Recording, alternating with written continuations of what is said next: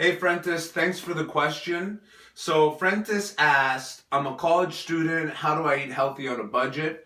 And then also, if I want to do body weight exercises because you enjoy it a little more and you have some funky knees, how do you go about doing that?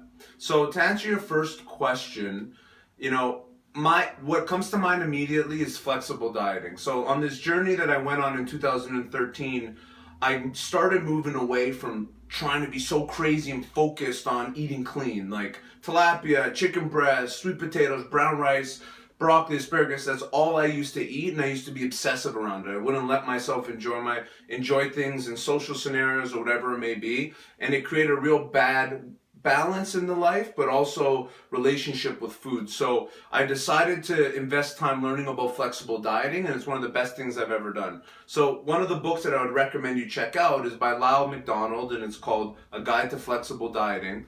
But what flexible dieting is, it's really looking at the quantity versus the type. So if you understand I need to have X amount of calories, carbohydrates, protein, and fat per day, it doesn't necessarily matter as much if it comes from brown rice, white rice, from a pita, from a burrito, from some chocolate. It doesn't necessarily matter. And obviously, the junk food and all that stuff, it's more dense in calories. So if you have a box of Skittles, it's probably the same as having, two sweet potatoes or whatever from a carbohydrate perspective.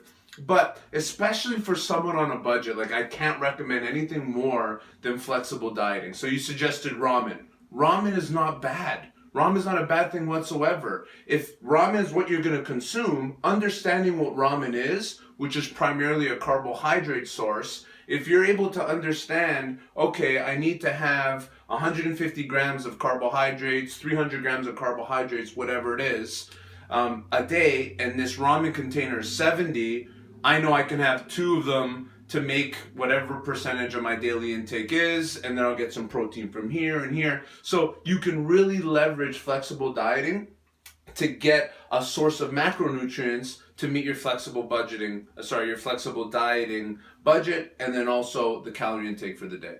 Your second question about funky knees. So one of the things that I love that you said, which is I actually dig bodyweight exercises. I like it. I enjoy it. That's the first step to make a progression towards a sustainable workout routine.